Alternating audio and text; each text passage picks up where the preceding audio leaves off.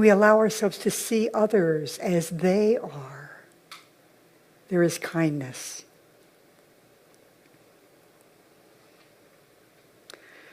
The August theme is kindness, compassion, and caring. And our talk title today is Being Kind in a Cruel World. Now, this talk title was picked many months ago, and yet it seems pretty timely. It seems pretty timely.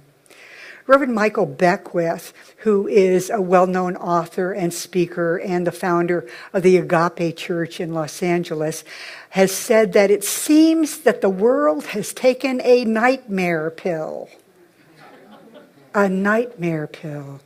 If we turn on the television or pick up the newspaper and read it or look on social media, what we see is what one researcher has called an unrelenting flow of negativity.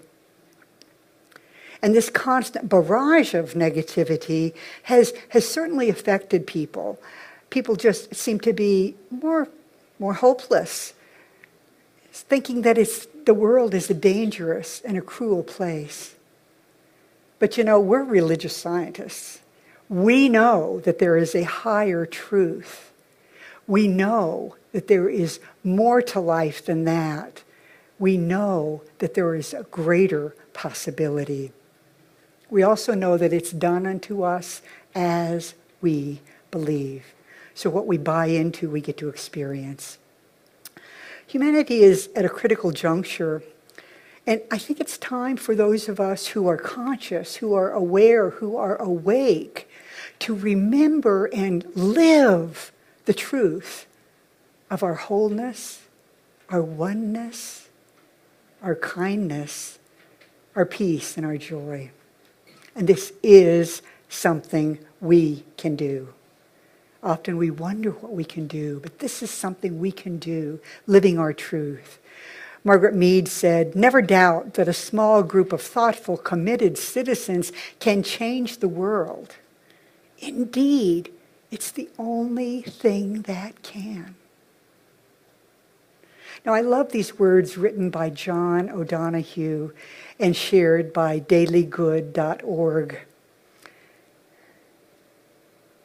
The word kindness has a gentle sound that seems to echo the presence of compassionate goodness. When someone is kind to you, you feel understood and seen. There's no judgment or harsh perception directed toward you. Kindness has gracious eyes. It is not small-minded or competitive.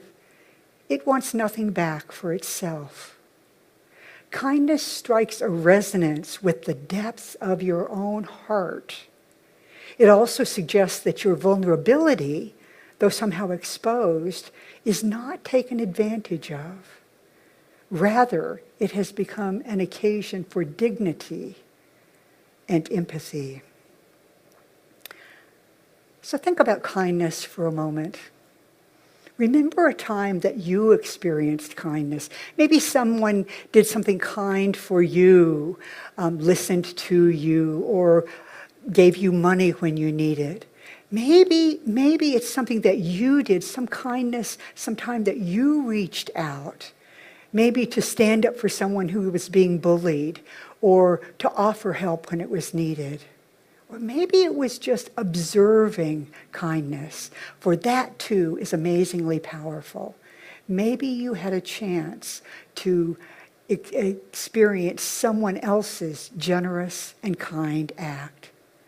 So for a moment, and you may even want to close your eyes, think of a time of kindness and feel it.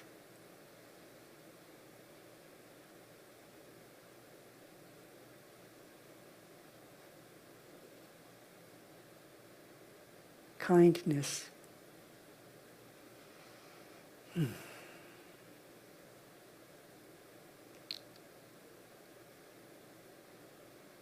Kindness. So how does it feel to remember and think about kindness? You know, as I look around the room, I see faces that have softened. And I can just feel hearts that have opened. So do you feel that warmth? That welling up, that expansion of your chest? It's a physiological thing as well as an energetic thing. And it's making a difference in you, in your health, in what you share with the world. Because people who engage in acts of kindness, they're healthier, they live longer. Oh, and way more happier, because we get a chance to connect with others, heart to heart. Our teaching is a teaching of a oneness and wholeness, a teaching of spirit being present in everything and everyone. We all come from the one source of life, the same energy that enlivens each of us. And when we remember that, it helps us to be kind. Oh, and P.S., this responds, occurs to all of us. All of us, even those people who hold different perspectives, even those people who have different definitions of free speech, even those people who have different religions and different politics. We are all in this together, one. So where does kindness fit into all of this? Sometimes it does seem like we live in a cruel world. And yet, one of the goals of our teaching, one of the things that we strive for, is creating a world that works for everyone and for all of life. That's a tall order, and it is not going to happen without kindness. Now, I love the Metta Prayer, which comes in many forms. You're going to hear Tim's wonderful Metta song after my talk. But one of my favorite forms of the Metta Prayer is this one. May I be filled with loving kindness. May I be well. May I be peaceful and at ease. May I be happy. May you be filled with loving kindness. May you be well. May you be peaceful and at ease. And may you be happy. May all living beings be filled with loving kindness. May all be well. May all be peaceful and at ease. And may all be happy. But you know, it all starts with that first statement. May I be filled with loving kindness. Because how could we ever expect others or the entire world, all of the beings, to be filled with loving kindness if we are just still trying to find that place in ourselves? And so finding the loving kindness within us is so important. Now, being kind doesn't mean that I need to agree with you. And it doesn't mean that I need you to agree with me. Being kind doesn't mean being a pushover and not standing up for what I believe in. But standing for what I believe in doesn't mean that I express that with violence and hatred. As Dr. Martin Luther King said, and say it with me if you want, hate cannot overcome hate. Only love can overcome hate. So being kind has to do with the quality of the feeling within my heart as I speak and act. It has to do with my intention. It has to do with my willingness to understand the humanity and the pain and the perspective of someone else, and to want to respond to that in a way that shows that I care. Now, anyone who knows me well, or who has known me long, knows that I can be quite vocal about my opinions. Be quiet.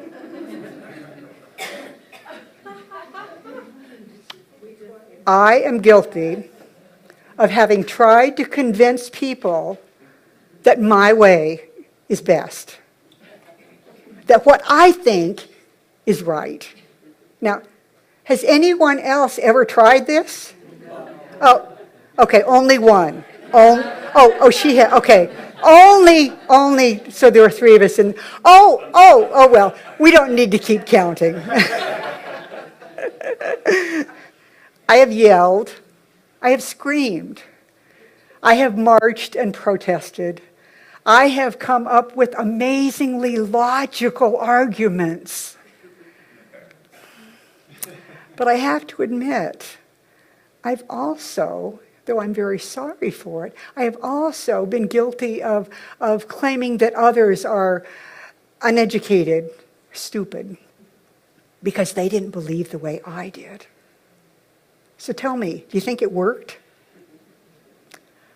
Right, yeah. Do you think we change anyone's mind by making them wrong?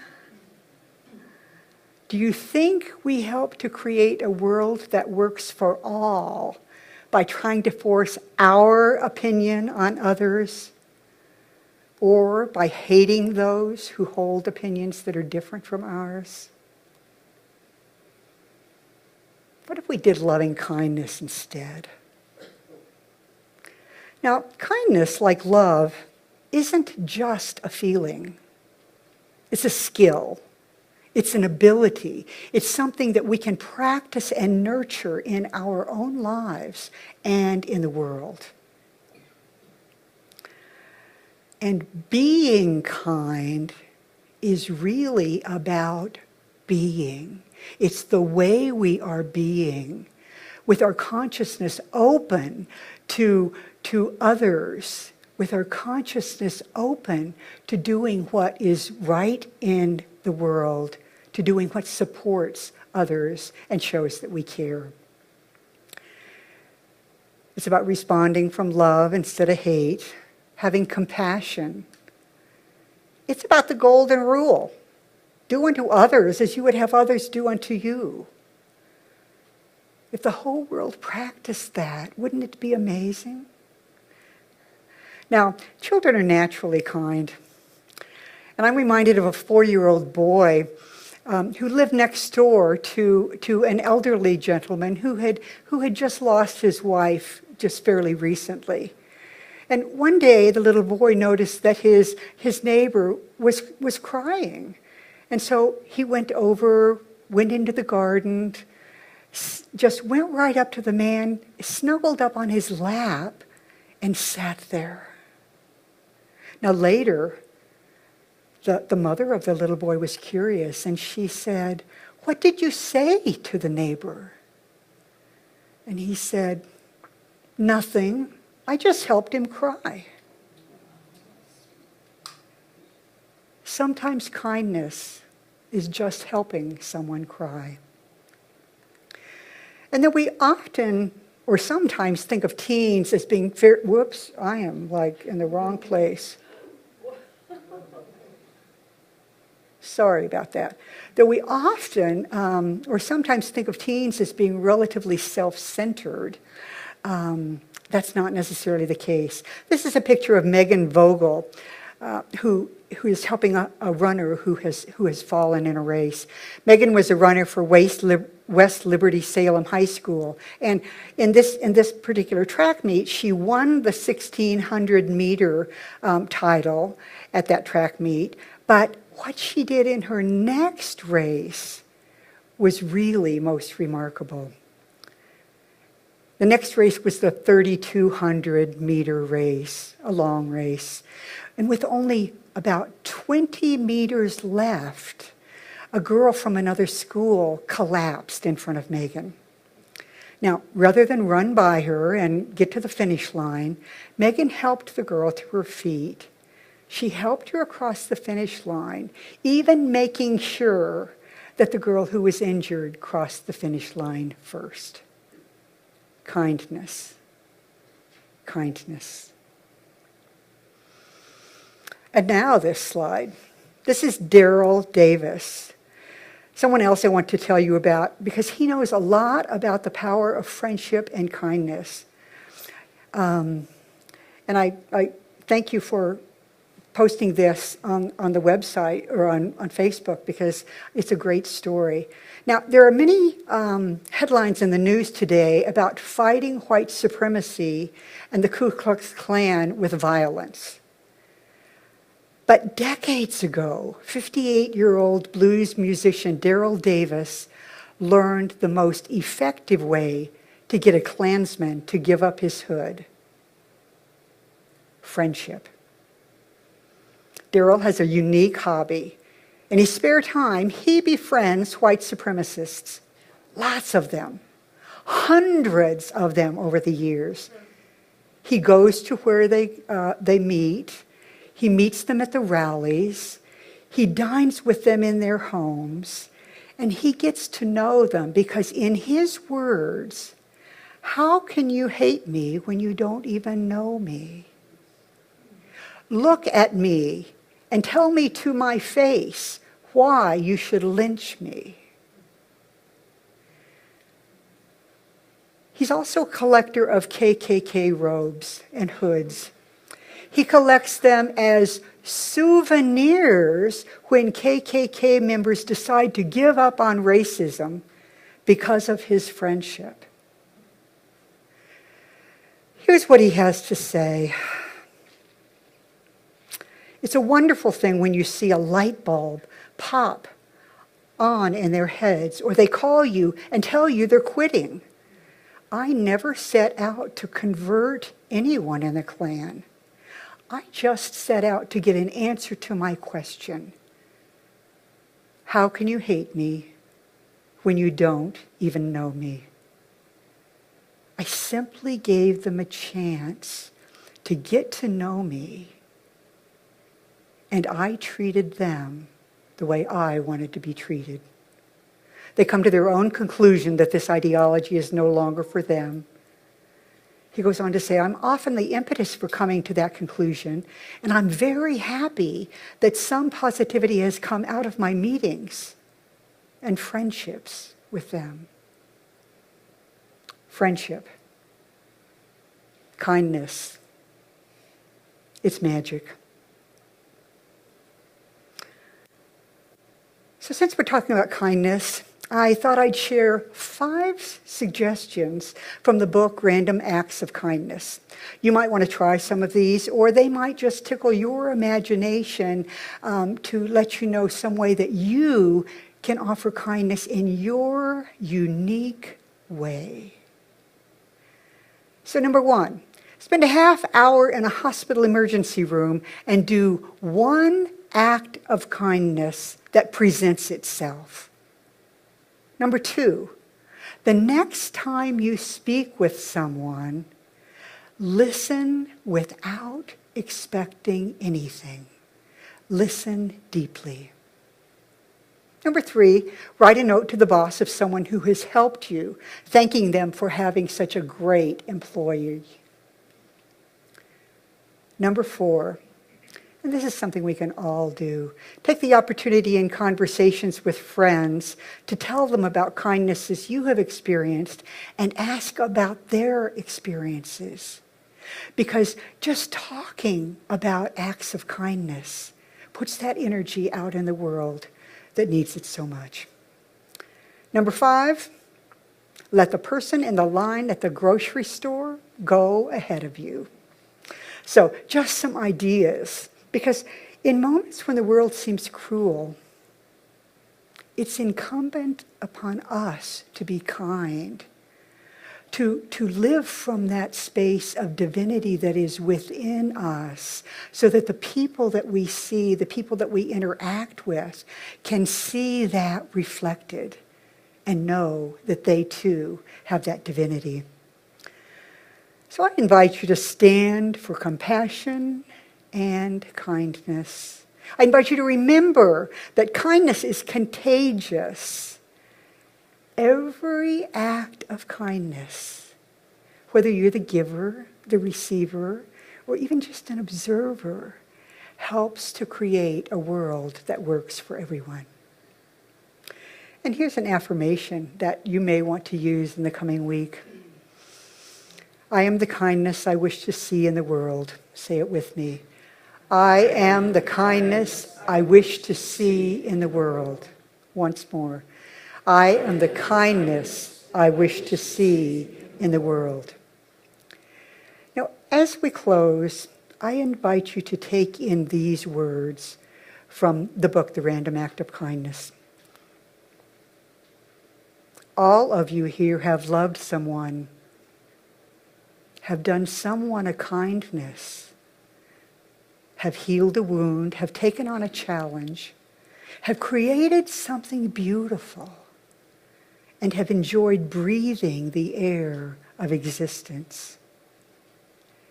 Never doubt how precious, how vitally important you are.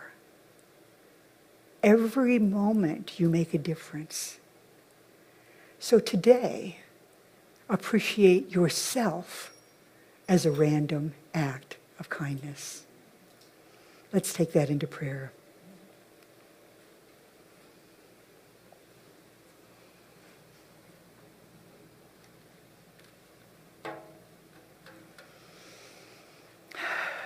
Right here in the midst of love, in the midst of this divine expression that we can call God or source or intelligence, or the love that is in, through, and as everyone and everything.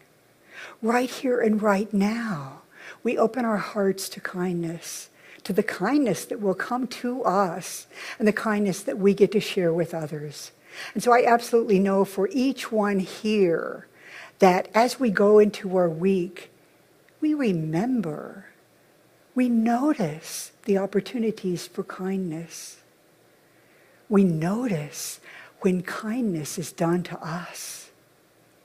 We take it in, we don't miss a bit of it. For as we experience kindness and love, there is more of that in the world. And so we bless all of those who are struggling in any way, knowing that as we surround them with kindness, love is at work. I'm so grateful to be here, so grateful to get to experience kindness with all of these amazing beings. So grateful to walk into this week as a week of kindness, a week of grace, a week of love. And so in great, great gratitude, I simply let this go, knowing that the part of God that we call the law is already responding to what I have called forth. It is our truth because I have seen it and claimed it. I release it, I let it be, and so it is.